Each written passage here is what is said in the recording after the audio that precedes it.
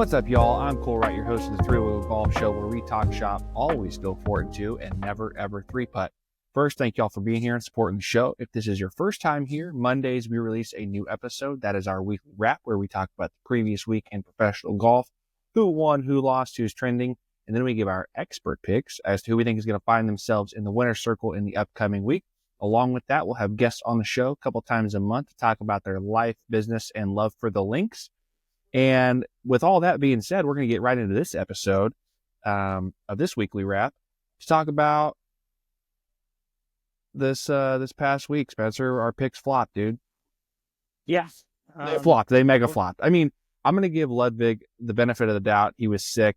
But to be fair, I mean, he came out guns blazing with a 63 day one. So I'm like, yeah, first 27 holes, he's 9 under, and then he finishes, I think, over. Was he over par? yeah, I think he finished at +4 or +3. Yeah, that's tough. I Not mean, great. at least we both made cuts, so Yeah. they weren't complete flops. J-Day, I think, Finished did at he finish +2. around? Yeah, okay. He So, birdied the last, finished it, or Yeah. maybe it was +1, plus +1 or +2. Yeah. yeah, I was thinking it was maybe +1, but yeah, I mean, it's predicting the PGA Tour is not something easier. There'd be a bunch of millionaires off of, golf gambling. Yeah, correct. No, I think most people expect that. I mean, obviously, we make our quote unquote expert picks, but we're really just looking at who we like and, take our best guesstimate that we can when you take a peek at the field. But even then, it has no real bearing. I mean, guys win all the time that, aren't favored to win by the odds. So, Jason Day, dude, his outfits this week, I thought he looked awesome. The last 2 years, he's really been like making a splash in the golf fashion. Got the baggy fits. Some of them are out there. He's rocking a visor nowadays. Yeah, he's all over the place with it. Yeah, this Malbon apparel company that he's with they've got some classy looking stuff out there. Did you see he wore a sweatsuit in his practice round? I mean, nothing shocked me from him. Yeah. In Yeah, the that's fair. Melbourne Golf, they're a flashy brand for sure. They're trying to make some splashes, but I was kind of surprised that the PGA Tour didn't say anything. Like, I mean, even still, I mean, I get it, it's not a tournament round, but even still, as traditionalist as they are with no shorts, pants only, like a sweatshirt and sweatpants, you'd think they'd like nix that shit immediately, but whatever. yeah, I think it's great, honestly. I think it's, I think when it's cold out, like golf attire etiquette, it kind of goes out the window, right? I mean, yeah, because you can't really tell some of these sweatpants, whether they're sweatpants or dress pants nowadays. And who's to know, like, they could have shorts on underneath them, golf shorts on underneath, and they could have a baggy hoodie on. And, now really that's not even a big deal wearing a hoodie on a golf course. In the past, it might have been, but, you can't say that he doesn't have a polo on underneath that. right. So, yeah, it's one of those deals that kind of goes out the window. I had a golfer, and she would literally look at the forecast, and one time she didn't even bring like golf shorts or like a golf skirt to a tournament because she thought the forecast was going to be cold the whole week, and she just wore sweatpants the Really? whole entire week. Yeah, I think it was the last day it actually warmed up a little bit, and she was sweating a little bit. Yeah, But yeah. I'm sure. Yeah, and with the joggers like really taking flight in the last 4 or 5 years, like Eric Van Rooyen's, like he's a big time jogger guy. Like you can't tell if those are Exactly. pants or sweatpants. You know what I mean? Yep, especially. Yeah, it's tougher to tell now. So it's not a terrible thing. No, I think it's great, and I don't think we're far away. I don't think we're too far off from the PGA Tour jumping on board with like shorts being allowed in tournament rounds and it being more casual. That's my own personal opinion, but I hope that's the case. If it's not, it's going to suck because a lot of people hate that, especially the golfers. When it's July at 100 degrees, 110 degrees, guys want to be wearing shorts. Yeah, for sure. Yeah. But I mean, some guys definitely look better in pants than shorts. I mean, Tiger's look is a lot better look when he's wearing his pants, even the Yeah, baggy pants back in the day. Than he wears these long freaking shorts now. I know. I know. Nowadays, They look like it just modern day looks NBA so shorts, dude. silly, man. I know. So we talked about the score, last week ahead of time. We were like, yeah, on the podcast, we're like, probably nothing more than 15, 16 under. And then on the post, we said, let's, what's the over under? We'll put it at 12. You took the over on that. And I was kind of like, I don't know. I feel like maybe 12, 13 is a good number. Not even close, dude. I mean, Torrey was playing hard this week. The wind was up. Guys are Yeah, struggling. yeah. I mean, when Ludvig comes out the way he does, it makes it easy to say, yeah, I mean, the winner's going to be more than 12 under. Yeah. If he's 6 under first day and he's quickly to 9 under on the second day and then kind of, phases back. But I would prefer to watch golf tournaments like that though. Me too. I don't necessarily like to see guys just course the golf course. I like to see them challenged. And windy conditions is actually like, that's probably my favorite conditions to play golf in. Me Actually, too. Me too. It's I'm the a great little bit, equalizer. yeah. And I'm just kind of, I don't know. I guess I get uncomfortable over just a stock shot. No wind, nothing to Well, it's like, factor in. yeah, because It's almost too simple. yeah, exactly. It's like if there's no wind, it's sunny 75. The expectation in your head is there's no excuse not to hit a good shot. But then when it gets windy and there's more factors involved, it frees you up to play creatively and react to the elements in your surroundings. Yeah, I'm the same way. I would agree with that. Yep. Yeah. Well, 8 under par, Harris English gets it done, dude. I mean, I think that was his 5th win or 6th win now on tour. His first since the Travelers 3 years back when he won in that playoff against Kramer Hickok. But good to see him. Good to see him get back to the winner's circle. Man. Yeah, really did it. I mean, did it without having his best stuff by any means. Yeah. He was kind of all over the place off the tee today. Yeah. And he just did. I mean, he put that approach shot in the little 10-yard approach, tightly mown area, right up to the green. Yeah. Almost every time. And it seemed like every time he did that, it was to a pin that was, kind of on the front. So it's not a far chip. Right. It's one that you got to catch well, but these guys are PGA Tour pros and you get them off of tightly mown areas. Like just super easy up and down. So he just left himself constantly all day. I mean, I could think of probably 5 times he put himself in that little 10-yard approach. I mean, one of the times he was maybe 30, 40 yards short and he still got it up and down, but man, he was masterful with the chipping up and around the greens today. I mean, I don't think if you looked at his ball striking numbers, they were anything spectacular today by any means, but man, his scrambling was nasty Top tier today. Yeah, top tier. His lag putting was really good. I mean, he'd have a green in regulation multiple times where he'd have 40 feet plus. I mean, it can be flat. 40 feet is 40 feet. So that's not a guaranteed 2-putt by any means, So, you're absolutely right. He earned it, dude. He earned it. Cause like you said, he wasn't ball striking the golf course to death, but he was getting it done under pressure with a short game. So that was good to see. He just kind of plotted it around. He played the exact opposite style of golf as what what was the guy in third place that was paired with him? Andrew. Oh, no, Novak. Yeah. Novak. Yeah. I mean, Novak had a quite fun, scorecard. He had a roller coaster around. He was going after it and, trying to make all the birdies and, making some bogeys because of it. But I think, maybe if he would have taken more of the plotted around approach, maybe he would have won. Yeah.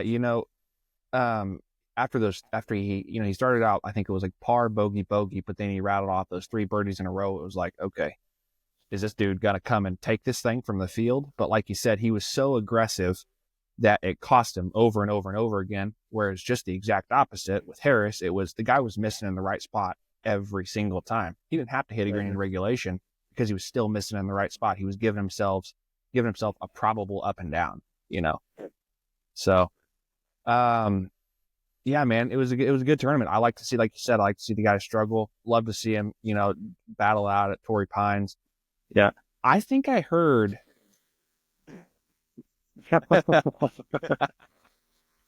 It's somebody's bedtime. Wow. That's funny. If you're listening, that was Spencer's daughter, Elle. She's getting after it, playing tough. So I heard Jim Nantz mention Luke Clinton. He skyrocketed to number 1 in the PGA Tour U rankings. Did you hear that? Did he go to number 1? I thought I heard him say that. Hi, Elle. How are you? Hey, hi. Hi. We got a cameo appearance from Spencer's daughter. Love you. I thought I heard that. I thought I heard Jim mention that he went up to number 1 in the PGA Tour U rankings, but I could be wrong. He is number 1 ranked amateur. I'm not sure because I think the PGA Tour U rankings are only for seniors and high school. So guys, or seniors college. I think that is what I read, but I could have read that wrong. Okay. But then I probably misunderstood. It could have just been the USAM or the amateur ranking. Cause he's at 1, and Jackson Coyvon, who is also on the field this week, he was at number 2. Yeah. Or he's the number 2 ranked amateur player in the world. Yeah, both those guys are great players. Yeah. Stallions. Yeah. Yeah, man. Well, we got AT&T Pebble Beach next week. Obviously, another just star-studded field for the most part, and it's a golf course that everybody knows, everybody's familiar with. Who are we taking? I probably need to look at the field more. Is Morikawa going to play? Yeah, I think so. Yeah. I know Scotty's for sure in it. I haven't heard for sure if Xander's going to be there. I think I'll take Colin there. Colin? Again, yeah, I think he's been trending well. I'm not sure what's caused the withdrawal the last couple weeks. Yeah, I'm not entirely sure. I mean, he seemed to be trending in a great direction. I mean, the easiest pick would be to go ahead and take Scotty. He's coming back and going to play. But even despite the injury, it's like, go ahead and bet on the guy. Yes, I'm looking at the field right now, so Colin is in it. Okay. Yeah. What's your opinion of these tournaments? Like, okay, you got this one where they play day 1 and day 2, they play 2 different golf courses. It's okay. It's okay for me. I mean, it gives a chance because, South is obviously a tougher golf course. So, the North gives guys opportunities to go shoot something in the mid 60s, whereas, you get on the South course 4 days in a row. Potentially, if it was 4 days in a row on the South course, the score would have been around par this week. Again, you and I are in the same opinion on that. Is we like to see that, but the majority of the fans, as far as it seems, want to see birdies being made. So that's where the North course comes into play. But then on the weekend, it's just the cut. The half of the field that makes the cut plays both rounds at the South course. It's not the only tournament they do that at. There's 2 or 3 other tournaments. Yeah, Pebble does it this week. It's Spyglass. Pebble and Spyglass. Yep. Yeah, right. So, I don't hate it, but it's harder to follow. It is. I just kind of wonder for maybe the lower half of the field, especially this week, if you got the North course on Thursday with those, god awful conditions, and that's supposed to be the course that you can really score on. Yeah. Is that fair compared to getting the North course on Wednesday? Because those guys are really good. They're going to be able to get it in around par, kind of no matter what the conditions are. Yeah. So, that's what I kind of wonder about that sometimes. But I understand that. I understand that take. However, the caveat to that is, and this happens all the time, is even if it's a tournament where every round is played at the same course, there's still caveats to that where, like, let's say that the weather is tough through the night and the guy's teeing off in the morning playing brutal conditions, but that weather gets out of Dodge by the time the afternoon guys go off.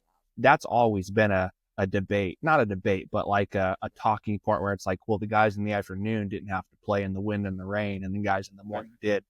And that happens despite different golf courses. So I see what you're saying, but I think it's just the nature of the beast where it's like, it's just how the cookie crumbles. And the reason for that, the thing that the tour does to try to combat that is, when it's a full field on Thursday, Friday, obviously this week's an exception, is, Thursday you golf in the morning, Friday you golf in the afternoon, and vice versa. For the other half of the field. So it gives more opportunities for guys to get starts on the PGA Tour. So I definitely support that. So that's I've always questioned it, but then I see that where, like, we're getting more guys starts and more guys opportunities on the tour. So you got to view that as a good thing for sure. Yeah, absolutely. Hey, did you happen to see? I should have sent you this. I was scrolling social media and I can't remember what page it was that posted this, but there was some guy who watched the entire Wednesday round, beginning to end, and he took stats on like how many swings a person got that was televised, how many total players were televised in comparison to the field. And it was like a huge long list. I mean, like, one of the things was, he went into like how much ad time was on there, how much, the playing break where they'll like cut the screen in half and they'll show golf on half of the screen, but it's muted, and then they show an ad on the other half. Do you know what I'm talking about? Yeah. Oh yeah. So this guy literally broke down all of this stuff, and it was actually really compelling in that, like, it was basically out of 155 guys, there's like 12 to 15 guys that are getting airtime. And what he pointed out, which was most annoying, is that most of the guys that were getting airtime weren't even in the top 10. So like the guys that were in the top 5 had literally zero airtime.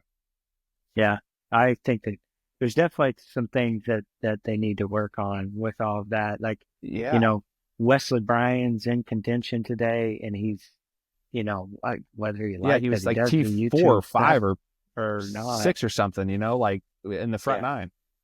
You didn't see him the whole day. I mean, not one time. You didn't even hear about like it. His name wasn't even mentioned. Yeah, and that's become like a kind of a common thing since he's taken off with the YouTube deal. So I don't know what the deal is with that. If there's got to be something behind that, because if someone with his amount of popularity, you would think would be getting the airtime, right? I mean, like, Tiger Woods is playing. It doesn't matter where he's at. Like, in the tournament, you're going to see the majority of the shots that he hits. Yeah. You're probably not going to miss a shot of Tiger Woods if he's playing a tournament. Even if he's going to shoot 12 over par and miss the cut by a mile, you're probably going to see all 150 of his shots over 2 days, Yeah. I don't know, Wesley Bryan playing, aside from maybe Jason Day, there's probably not a guy that's more popular in golf that was in the field today. I don't think so. West. Yeah, probably not. Yeah. So that was something I was kind of like, I don't know, are we ever going to show a shot that this guy hits today? Yeah. It was kind of exciting seeing him up there. I was thinking maybe we would get to see him hit some shots, but I don't know where he ended up finishing up. He finished T25. He dropped down, but I mean, the scoring average was over par today anyways. So like, he kind of just fell into the norm of everybody else. But still, I mean, dude, his golf through, call it 60 holes was more than good enough to justify getting airtime. Yeah. I was watching that even too. Some of it was on like the Golf Channel. It's like they would sit there and we'd be watching the final group sit on the tee box and make practice strings. Like, there's a whole other golf course with with guys hitting shots out there. What can we not just watch some of that right now? That And was literally pan okay. back to Sorry, them at live.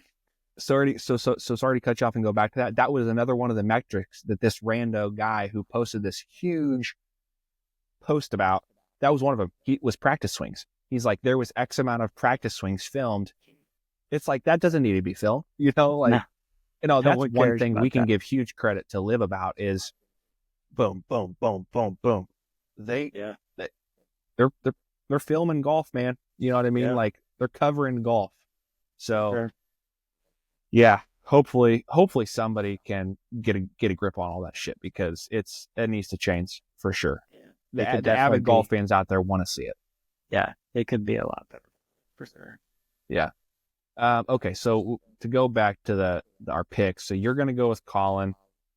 I'm going to go with Max Homa. The guy did not have his best stuff this week. No, he did. He did not do very well, but the guy is a grinder. He has been his entire career, and so I'm thinking he's going to flush this week, out of his memory. He's going to tee it up Thursday at Pebble or Spyglass, whichever he's going off on first, and I think he's going to play 4 good days of golf.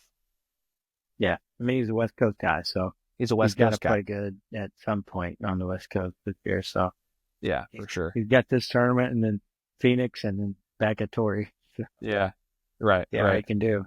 Did you see Riviera is being moved? Yeah, it's back at Torrey. Yep. Okay, so it's at Torrey. So that's what you were referencing. I didn't know. That's what I was going to ask you if you. Yep. I hadn't heard where it's going to be. Yeah, we're bringing her right back to Torrey. Yeah. Max probably isn't loving that so much. Maybe he views it as a revenge tour. Like, hey, maybe so. Yeah, I mean, it can't be surely he's got plenty of experience playing that golf course, being a West Coast guy. Yeah. Like, surely he's played. Well, he's won there too. I mean, he won at rounds Torrey 2 years ago. 2023, he won the Farmers Insurance Open. So it's not like he doesn't know how to play good golf and win at Torrey Pines. He just had a bad week. It's probably just kind of. I mean, the guy is a little bit of a head case, right? I mean, he's said it himself. Sometimes. Probably he had some big expectations, and he started out with the triple on the first hole, and yeah, followed by a double. Yeah. He can spiral there. Yeah. And we've talked about this on a couple episodes ago. Like I really like Max. I think he's a great dude, and he's so open in the struggles of golf and everything. So it's like you can't help but root for guys like that. Oh, for sure. Yeah, I mean his Get a Grip podcast that came out, I think it was basically COVID time. Yeah, I mean I never missed an episode of that show. You didn't? Shane Who Bacon. was the guy? Yeah, Shane Bacon. Thank you. Yeah, he doesn't do it anymore with them. I found out. No. He hasn't done it in a while, but it was fun to listen to that one. Right. Oh man. All right. Well, we got AT&T Pebble Beach next week. We'll see what's happening with that. Man, you got any other thoughts on the day? It was fun to watch. I really like Novak. I like his game. He's had a lot of close calls, man. Like he's gonna knock that door down soon. Yeah, he sets up with very open and just hits the little cuts. But I kind of like his move. He gets fairly shallow and just really rips through it. Yeah. Just kind of allows himself to be pretty athletic through the golf ball, and he steps up and he hits it. He's not one of those guys that really. He don't wait around. Exactly. That was another thing that today. I was shocked that they actually got the whole tournament in at the pace that they were going to start it all. I mean, I get it's windy, sometimes there's some indecision, but man, the pace of play to start the day was pretty brutal out there. It was brutal. Yeah. You could see with Andrew, on 15, the nerves get to him. He pipes it down the fairway and he's only got, 100 I think it was 40 or 45 in to a front left pin, and he just double crossed the nuts off of it, and short-sighted himself, and you could just see it, and that was tough. But what do you got to do, man? I mean, everybody dreams of being in that opportunity to do it, and everybody has also collapsed in that moment of truth. And some guys, some guys get it done and some guys don't. So I'm hoping for them to, get a W at some point in time this year. Do you have much thought on the slow pace, the slow pace on tour? It's been a big topic, especially to start this year. Some guys have mentioned the shot clock like they do on TGL. Do you think that would really change much if they did? I think we have to have a shot clock, man. I think there would be a short period of adjustment where guys are going to be out of their routine and rhythm that they've been accustomed to and that they've built over however many years of their rhythm in playing golf. But dude, at the end of the day, like I was talking to Corey about this whenever he came on the podcast, like you get up to your ball and you consider two things. You consider, is the miss short, long, left or right? Yeah. And you're gonna be able to pick out a club within that window. And is it a full swing or is it a knockdown swing? So there's your two clubs. It's either a full club swing, which is, we'll say at 150 yards, it's a pitching wedge, you're gonna nuke it, or it's a chipped 9-iron. Yeah. And I think a shot clock has to be implemented for a variety of reasons. I mean, pace of play is one of them, but two is pressure. Like, just put the guys under more pressure. They don't need that much time to be thinking. I mean, there's few and far between scenarios where guys need more time to get a yardage. Perfect example is like Harris English on the 18th. Granted, he was not going to go for it, but let's say that it was a situation where he needed to go for it. Getting yardage whenever you hook it 40 yards left off line is a little different from when you're in the middle of the fairway, as a caddy, because you don't have rangefinders, which personally, let's touch on that for a second. I think rangefinders should be allowed on the PGA Tour as well. No slope, but let's just get past that. That's a part of the game that doesn't need to be. Yeah, don't need to overcomplicate that. Yeah. Don't need to overcomplicate it. I totally agree. Yeah, they're gonna figure out the yardage one way or another. You're not like protecting the integrity of the game or something like that by not. Yeah, and it's not like this. And it's not like it's this super impressive skill for a caddy to get a yardage, right? Yeah. The yardage books have every piece of detail you need in them. So just use a rangefinder. Just cut that part out of the equation and speed up the game with that little facet of it too. So, yeah, we'll see. All right, man. Well, quickly, let's touch on tomorrow. Championship football, AFC, NFC. Who are you taking? As much as it pains me, it doesn't pain me to take the Eagles, but I'm a Denver Broncos fan, and it pains me, but I think the Chiefs will probably win that game. Yeah. So I'd say Eagles and Chiefs. Eagles and Chiefs. That's what I'd be picking. Corey took Chiefs Commanders. So we'll see if that pans out for him. I'm the same as you, man. I took Chiefs Eagles, but there's something about this Bills team this year. There's something about Josh Allen and his hair flow that got me a little more concerned than previous years. Because there's nobody hungrier than the person who's right below, for sure, the king of the mountain. So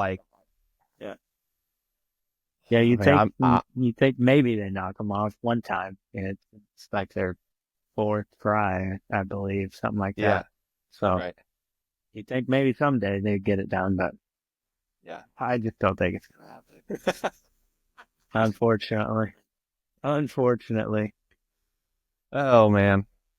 All right, folks, you guys heard it here first. That's our picks for the AT&T Pebble Beach. We're taking Max Homa and a one Colin Morikawa. So we'll see how those two California boys do next week. And then again, Chiefs Eagles. That's who we're taking for the Super Bowl. So we'll tune in next week. Spencer, you got any closing thoughts? No, not really. All right, man. Have a good week. See you on the next one. Take care. Peace.